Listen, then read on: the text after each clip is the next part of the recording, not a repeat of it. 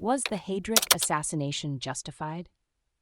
If you're wondering whether the assassination of Reinhard Heydrich, one of the most notorious figures of the Nazi regime, was justified, let's take a closer look at the events and context surrounding his death. Reinhard Heydrich was a key architect of the Holocaust and the final solution, a plan to exterminate the Jewish population in Europe.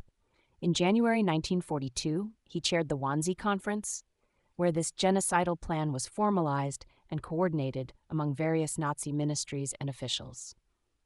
Heydrich's role in the Nazi regime extended to his position as the Deputy Reich Protector of Bohemia and Moravia, where he implemented brutal policies to suppress any resistance and maintain control. His methods were marked by extreme violence and terror, aimed at crushing any opposition and eliminating potential leaders among the Czech population. In May 1942, Czech parachutists, trained by the British Special Operations Executive, carried out an assassination attempt on Heydrich in Prague. The operation, known as Operation Anthropoid, involved two men, Josef Gabčík and Jan Kubiš.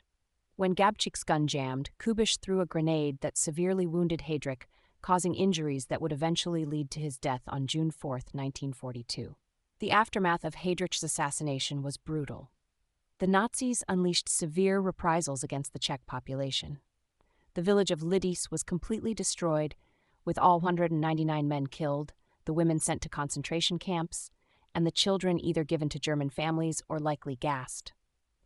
Over 13,000 people were arrested and more than 5,000 were murdered in the reprisals. Considering these facts, the question of whether the assassination was justified is complex. On one hand, Heydrich was directly responsible for the deaths of countless people and was a central figure in the Nazis' genocidal policies.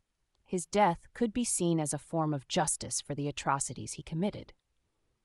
On the other hand, the immediate consequences of his assassination were devastating for the Czech people, leading to widespread suffering and loss of life. This raises questions about the morality of actions that, while targeting a brutal leader, result in such severe and indiscriminate retaliation.